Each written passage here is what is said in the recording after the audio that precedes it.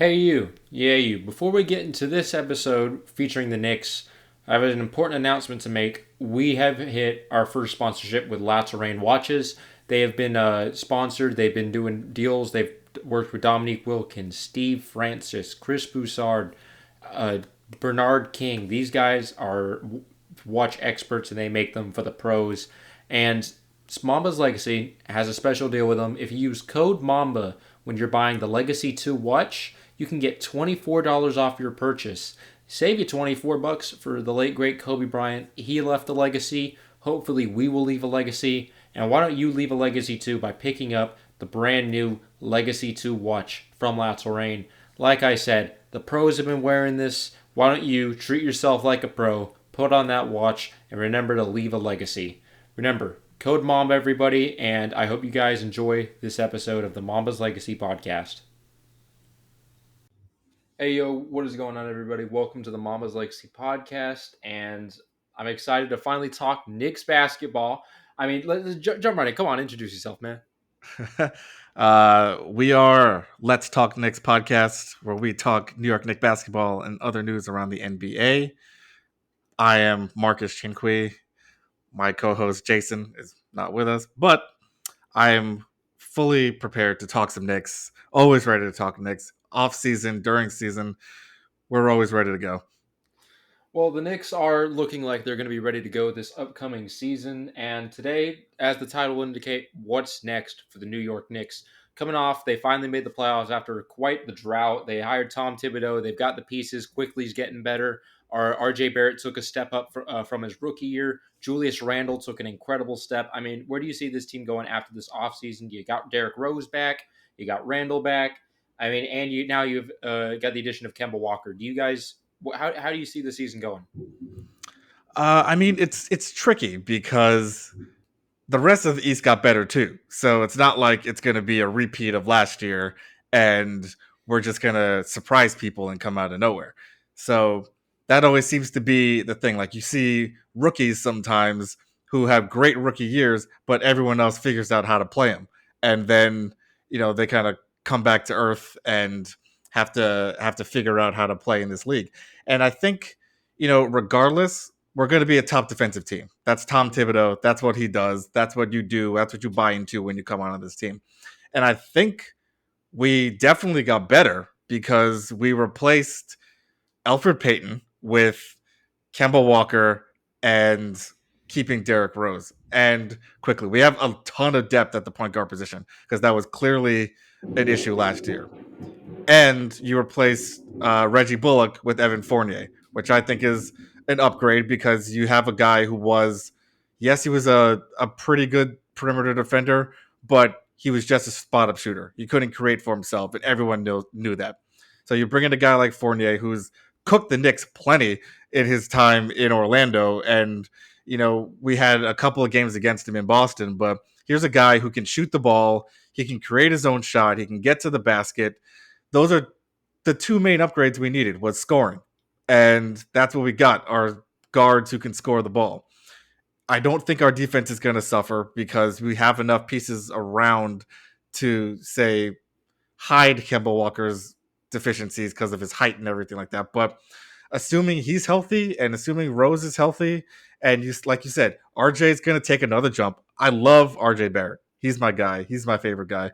And I don't know that Julius is going to have the same huge season that he did this past year, but he's still going to be great. We're going to put him in the position to be great. So, and we have Mitchell Robinson coming back. So you have two rim protectors with him and Nerlens down there. So I think we're in a good spot, and I think we're going to do pretty. I could see us being again in that 4 or 5 spot. Do I personally think that Miami's going to make this immediate jump because of Kyle Lowry? No.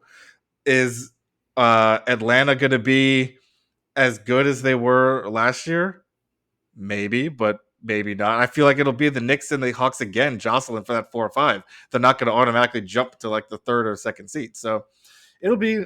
I think Chicago is the other team everyone's talking about. Are they going to be significantly better? No. So I think the Knicks. I think we're in a good spot. I think the Knicks have had quite the offseason. They picked up their biggest needs, the lack of depth at the point guard. That was obviously a big thing. I mean, when Quickly was coming off, I believe he played shooting guard though, but Quickly coming off, he's still pretty young. They have a veteran leadership in Kemba Walker. Now Kemba Walker, he's gonna hurt you on the defensive side of things. But when you have four of the guys that can play solid defense, it's not going to be that apparent.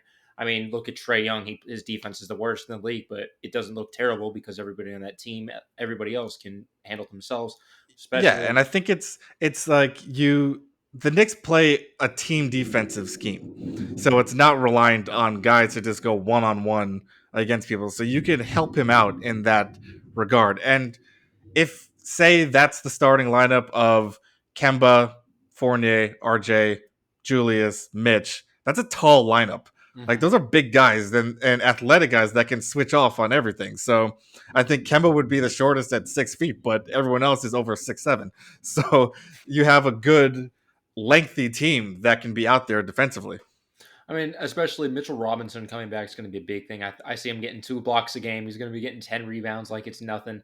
He's one of the best shot blockers I think I've seen when he does play. Granted, he hasn't played terribly too much, but when he does play, he is a dominant big man on the defensive side of things. And the New York Knicks, they're going to have to really rely on Mitchell Robinson being healthy. I think he would have really helped out in the playoffs against the Trey Young and Clint Capella attack right there. I And honestly, oh, I was gonna say I love what Nerlens was doing, but he can't catch. So it's Mr. Butterfingers out there all the time. But he gave us good minutes and he throws his body around. He puts himself in the right positions. He knows how to play defense, but Mitch just has those intangibles something mhm, and you watch him play he's always been a raw prospect and everyone's been waiting for him to take another step and another step. Injuries have been his biggest issue, mhm. but when he's healthy and he's out there, he's that guy that, you can throw the lob to him and then on the defensive end, he's there blocking shots in the paint on the three. You could have, like you said, you could have had him out there protecting against Trey Young. Trey wouldn't have been able to get to the rim as easily as he did if Mitch was there, and that's putting a lot of praise on Mitch, but I think he deserves it, and we just want to see him back healthy. I think that's going to be the biggest key for this entire league, but for us specifically, it's like as long as guys are feeling good and they're healthy, I think we have a great shot of really make taking that next step. I hope you guys take the next step, but there's a bunch of players that I wonder if they will take the next step, and I think you know who I might bring up here, Kevin Knox. You've had him on the roster. He hasn't done much at all. I mean, do you see him actually developing? I mean, he wasn't at the time. Everybody thought he would be a great pickup for y'all, but now he's just kind of disappeared in that rotation.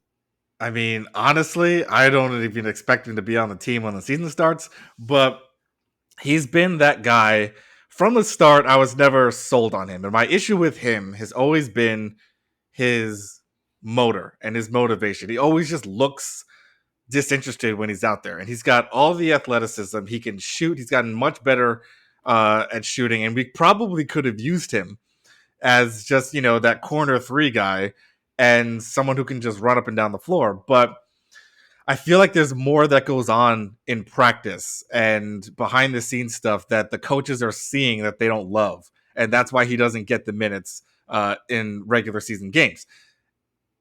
And my co-host, he loves him some Knox, and he always has the highest of hopes for him.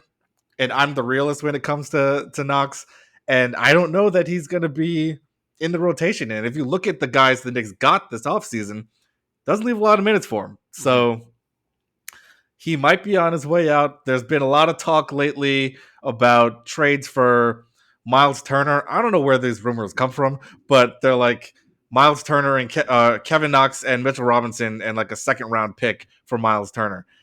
I don't know that, it gives you a better offensive center, but and they're both equally as good defensively, I guess. But I don't know. I wouldn't hate that move if it happened, but I feel like Kevin Knox is going to be involved in a lot of trades. Like there was talk for him included in getting Colin Sexton. If any trade gets made, he's going to be involved in it. So maybe they give him some minutes just to show that he has something. That's what I think was the plan for summer league, Mhm. was to get him out there just so people could see that he could play. So now that he's not playing, it's going to be interesting to see what ends up happening with him. Yeah, I think it's definitely gonna be interesting. Especially, the Knicks are a team filled with some young guys out there. Like Obi Toppin is another player that I am actually quite a big fan of. He Love has, Obi. yeah, I love Obi, but I wish I saw him on the court a little bit more. I think he has the potential to develop himself into almost all star caliber player. I think he'd be a slight less version of a Blake Griffin when he was in Detroit, the first year there, not the ending. But Blake Griffin's first year in Detroit is actually extremely underrated. I mean, yeah, he still can play, and that's the Mhm. comparison I like to make with Obi is, you know, he's definitely an athletic guy. That's what he was making his bread and butter on throughout the season, which is catching lobs and getting to the basket. But we're starting to see now, and this is, I'm sure, by design. What we're seeing in summer league is you're seeing quickly running the point, and you're seeing the offense run through Obi Toppin. And it's funny, like yesterday he said that he got a call from Julius Randle saying like, keep being great, I'm going to really need you next season. And I think that's maybe Julius' way of saying I don't want to be playing 44 45 minutes a game. So, and you're seeing a whole lot more of what Obi's got in his bag Mhm. because he's hitting threes, he's working on the post game, he's getting to the basket, and we saw all flashes of that last year, but he was playing 8 minutes a game. Mhm. So that's been the major knock on Tibbs, and that's always been the knock on him is that he plays his guys too many minutes. Mhm. And we're like 3/4 of the way through the season. We're up by 20 points. Why is Julius still in the game? If they cut it down to like 15, he's coming back in the game. We're like, what is going on? Let the guy take a breather, you know? Mhm. And I think this summer league was a way to see what Obi can really do and give him make sure he gets those opportunities because last year the rookies didn't have the summer league. We barely had training camp and a real off Mhm. season to work together. So I think now you're going to see them really become more of that part of that rotation Mhm. is get them because I want to see Obi get around 20 to 25 minutes a game. I want to see Rose and Kemba splitting about 20 to 25 minutes a game. Mhm. You could put quickly out there, he'll probably get, 25, 30 minutes. I want to see that kind of breakdown and get these guys get that solid rotation in there. Yes, Tibbs likes to be strict to like 10 guys, Mhm. but those are your 10 guys, and you just got to let them do their thing. I think it was just a lack of trust in rookies that he just didn't know what they had, and now he knows. So I feel pretty good about seeing those guys making a jump. And RJ, I think is gonna year 3. RJ is gonna be off the charts. I want to see it. I want to see an all star. I want to see Mhm. several 30-point games. I want him to just take over whenever he wants to. Again, I love RJ Barrett. Love him. I would not include him in any deal to get anybody that includes Damian Lillard. I don't want to see Mhm. it. I don't want it happening. I want this kid on the team for life. No, I definitely agree. RJ Barrett, everybody was writing him off after his first year in the league, and it really wasn't completely fair towards him. But he's really turned his career around real fast, and I'm gonna hop on that RJ Barrett train. And the Knicks as a whole, I'm seeing them come together, and it's really impressive what they've done in such. They've had a real fast 180 on their the whole franchise, and it's amazing to see. I mean, Alec Burks, do you still have him on the roster? Yeah. So he's part of. I mean, that's part of why Kevin Knox isn't going to get any minutes Mhm. because at that 3 spot you have RJ and Burks. Fournier could switch over to that too, and that doesn't leave much for in a tip system. That's not leaving much for Kevin Knox to get minutes. So I mean, in the tip system, I wonder who how they're going to split all these minutes, especially now with the addition of Kemba, who's going to want 30 a night at least. That's Kemba Walker. That's how he plays, and Tibbs will probably give it to him. Then the problem there is Derrick Rose. What's Derrick Rose's minutes going to be? Then you have Fournier, who's probably going to start. You paid him 78 million. You think he would, but then uh you got to give it to quickly too. So can we please stop the recording? I'm sorry about this. My power is going. So Fournier, like I said, I think he's gonna start, but then you got to give minutes to Quickly. I don't know where Quickly is gonna have. I don't think Quickly might even get 25 due to the fact of the rotation. You got Nerlens Noel and Mitchell Robinson at the center position. They're gonna be fighting for that. Julius Randle, Thibodeau is gonna try and give him at least 30, 35 a night. But then Obi Toppin, like we said, needs to come in and play. Yeah, Alec Burks, Kevin Knox. I think he's going to be completely edged out the roster. I mean, it's really a I'm picking my brain here trying to figure out how the minutes would work, especially in a Yeah, and Thibodeau system. I think Burks is going to get a little bit more only because he's another ball handler, and that's why he was in most of the time at the end of games is that he could create his own shot, which frustrated guys sometimes because he get a little out of control, but he can handle the ball and he could get you buckets when you needed it. I could see quickly. I mean, I think he's better off the ball, and you put him out there with a Rose or with a Kemba to someone else who can handle the ball. And I know you're seeing like in summer league now we're seeing him run the point, but I don't know that that's gonna be his position throughout Mhm. most of the season. It's nice to have another guy who can do it. And talking about like Kemba and Rose, it's like I don't know that they're gonna play every game. And I think it's realistic to think that Rose doesn't. I mean, he said it when he came last season. He's like, I only want to play like 20 to 25 minutes a game. That's how much my body can give you now. Mhm. But it just so happened that Elfrid Payton stinks, and we had to have someone out there that could run the point. So having him and Kemba, I think you end up splitting them at 23 to 24 minutes each, and you rotate in quickly with one of them from time to time. And RJ again, he can play the two or he can play the three. Fournier can also play the two or the three. So it's gonna be interesting because I think you have those guys. Those are the guys that are gonna be up there, and then we also have the rookies. Like you bring in. I love Grimes. I like what he's got. He reminds me of uh like an Allen Houston type guy, just with a little bit more attacking. Like I love Allen Houston. Allen Houston is one of my favorite Knicks of all time, and Deuce McBride, Mhm. who's showing out in summer league. Like, granted, this is summer league. We can't put much stock into what's going on there. It's just giving these guys the ability to run around and stay in shape. But we see him out there, and he's got game too. Like this is a kid that can play the point to come in. I think it's showing it's having those backup plans. Mhm. Considering the history of Rose and Kemba, that they're probably not going to play every game. Maybe they don't play a back to backs or something. So you got to have those aces in your back pocket with Quickly and Deuce. And if we can get in Grimes, then it'll be for a few minutes at a time. I feel like they're not going to play much, but it's good to know we have them. Mhm. And it still goes back to what the team is doing going forward and the structure that they're building, the culture that they're building.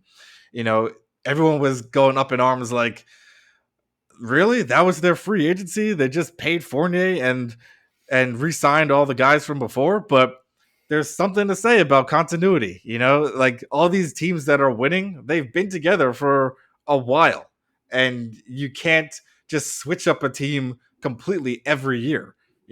So I think there's something to say for that. And a lot of these deals, they're 2-year deals with the third year team options. So if there was a trade to be made next year, or you make it to 2023 where you have guys like Embiid and Beal and I forget who else is a free agent that year, but there's a lot of them that are Jokic, he's not going anywhere, but Kyrie, Harden, they're all like guys that could be free agents. You have that flexibility. So they're playing the long game. They're not playing the short game. We all love Leon Rose because we know he's playing chess out there, and guys just got to trust what he's doing. Any moves that he makes, it's like, okay, he's making the right decisions here. So, I think we're still, in a good spot to be not contenders yet. I think that's the reality check that people need to have, especially in the media. It's like we're not contending for a title this Mhm. year.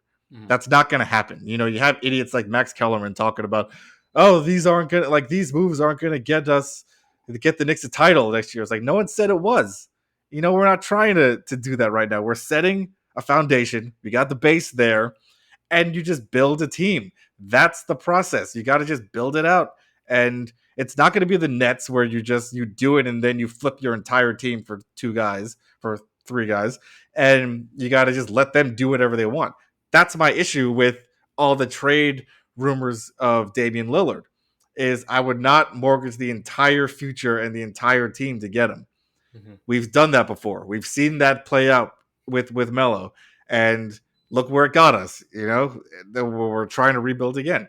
So that's a bit of a tangent there on where or what you initially asked me, but that's what we do on Let's Talk Knicks. We just kind of go with it and see where it takes us. Well, that's fair, but you're gonna hate me for this next point. So you guys have been setting up for they're all on two with the third year team option. You're trying to enter that offseason and get a star, right? I mean, it's set up just in case so that we could if the opportunity arose. So how confident are you that a star maybe will come, considering the KD and Kyrie thing happened with you guys? You see, here's my thing. So I don't know about star chasing. Everyone talks about it because it's New York. And if you're going to play in New York, you got to have the big name and you need the marquee players, but it's New York. New York is the star player. So who's to say we can't grow our own homegrown superstars? All these guys started somewhere. You know, Damian Lillard came out of, he wasn't at a top college coming into the NBA. You knew he was good. And then the guys that are good, like a Giannis or a Steph. Steph had all kinds of injuries when he came into the league, and then they become great. Who's to say that one of our guys can't do that? And I know it's because New York's media capital of the world. They always want a story. And, you know, having a star name like a Damian Lillard or something, or uh like Donovan Mitchell or something coming, or Devin Booker coming here. They all made a name for themselves in the league. It's not like we got to go chase them and say, "Hey, come and play here." One of our guys might be that guy. And in the event that we have, like, say, for example, say RJ turns into like an all-star level player. That's great. We once we have him, maybe quickly emerges. Maybe Obi turns into more of an Amari than like Phoenix Amari instead of a Blake Griffin, and then you have all these guys here that are ready to go, that are your core. And then someone maybe wants to sign in free agency. Sure, we'll take him. Add him to the lot. But we're not giving up everybody to just go and take one of these guys now. If they want to come, great. My confidence that one of them will want to in the future, I'd say it's reasonable. It's not like super high just because I'm realistic and I've been tortured more than enough times in the end with the Knicks and the NBA and how nothing good ever happens to us. But and maybe another one of these young guys just emerges and they don't want to stay where they are. I'm trying to think. I'm trying to think. I mean, Luka's not going anywhere. Yeah. Trae Young's not going anywhere. Is that like Karl Anthony Towns? I don't think he wants to stay in Minnesota. Mhm. And if he wants to come to New York as a free agent, I think there's going to be a set of guys that are going to hit free agency, and the Knicks will be an attractive destination. And I think they just need to know, don't throw everyone away just to get one guy. Let them come to us. Don't go chasing them. And I think that's, as unpopular as that might sound to a lot of people, I think it's the prudent way to go. And I think that's how Leon and the organization are looking at it. Well, that's one way to go, but that's the complete opposite way my Lakers did it. We traded everybody for Anthony, but it works. So It I mean, worked. you can win either way you decide to run it the league. I mean, you could grow your own superstars. Boston's been doing that, but in my opinion, I don't think it works too well because you've seen Boston. They've got Jason Tatum, Jalen Brown. They're not.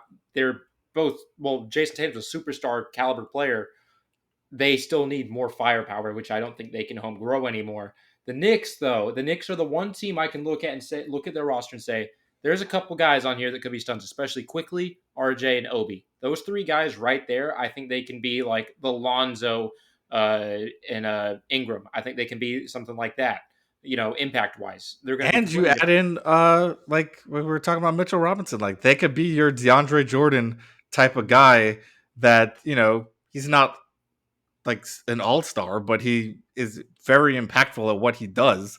And you need a guy like that. I would like to see him shoot a little more, and he claims he can. Every year we're like, oh, he's showing videos of him shooting jumpers, but they're never going to have him do that. So I'm not worried about that too much. But the Lakers, I mean, you lucked into having LeBron there. So like that's the easy part, because like LeBron, you just put anybody with him and you'll be fine. All of those guys that were on the team were expendable to get Anthony Davis. And then you just kind of pluck in guys. And that's been LeBron's career pretty much, is like it's him and whoever he wants. And guys will just flock to him and just play. Like, oh, yeah, we know. I'm sure the Lakers could call J.R. Smith if they wanted to, and he'd come there and play with him again. It's like that's your entire team now. Is guys? I think I saw something like it was like 7 guys that they're paying a total of like $14 million combined, or something like that, 12 or 14. So it worked for them, but I We don't kind think of we kind of cheated the system getting none and all that though. I still don't know how, like, between the Lakers and the Heat, I don't know where this money comes from that they can just give to people, and it's like the salary cap doesn't mean anything. I don't know, but Luxury. Pat Riley is a wizard in his own right. But that, I mean, even speaking to the homegrown stuff, look at the Warriors. That's what the Warriors did, was they built that team, with Steph and Clay and then Draymond, and then you just And had other KD. guys coming in before KD even got there. Like they were champions before he came. So they, Don't let's not start this argument. They only won because the Cavs were hurt, but it's okay. I mean, and then they came back and won 73 games without him. So it's not like it And was a fluke that they weren't a good team. what happened that 73 game season? I mean, I know, but one shot, that's what did it. It was a shot and a block. But Yeah. it's fine. But it's not to say they weren't a great team. Yeah, no, And they built it from the ground up, and I personally prefer that model because I want sustainability.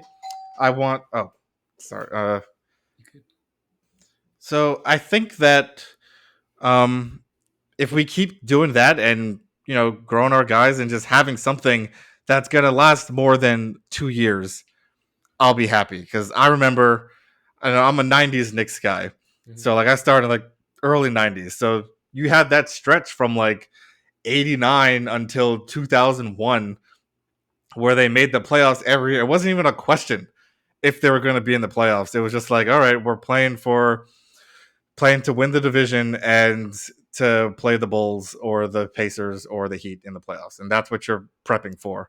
And you want that sustainability. That's all I want. This is a very different NBA, where it's all about the right now, and you're like, we got to win now. So I get that, but I don't know that we need it. I want my Knicks to be good for a long time.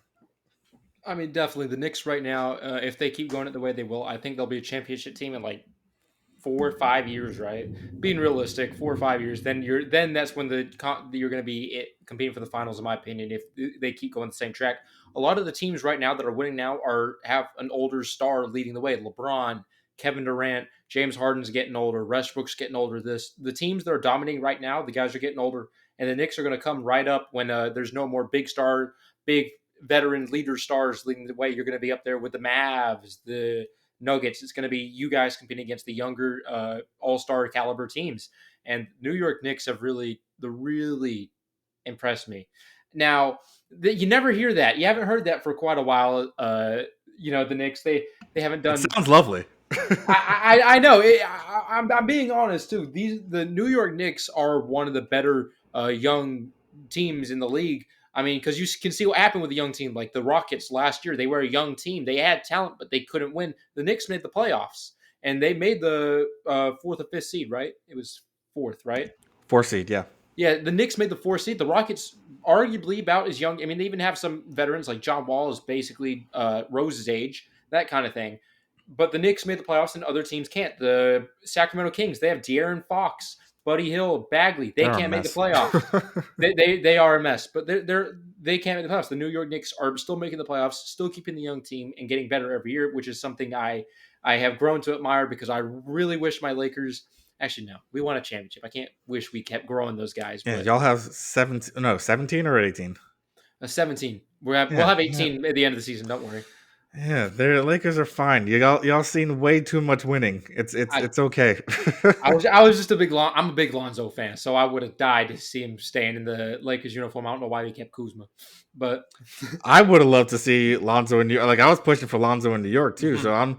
I'm gonna be curious to see uh how he does in Chicago because I think we needed a point guard and a legitimate point guard, and that is what Lonzo is. He's a legit point guard and he can defend. So I don't know why they didn't want him. He says he wanted to go to a place where he can play his game and be him. If that's Chicago, good luck. But going back to like the what stars might come. I don't want to put this out in the universe, but I'm convinced that New Orleans is not going to do right by Zion, and he's going to be out of there in 3 years. So we'll see. He's got the homie over in New York with RJ, so Or maybe RJ could go to New Orleans.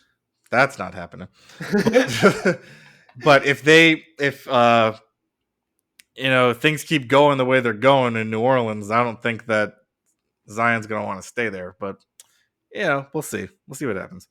It's Zion, tough though because those rookies, they always take the extension. It's very rare that one of them doesn't take that first extension. So I'd be shocked if he didn't. Maybe he just did it for like 2 more years, but maybe he's on the table. I think he'd have a good time in New York.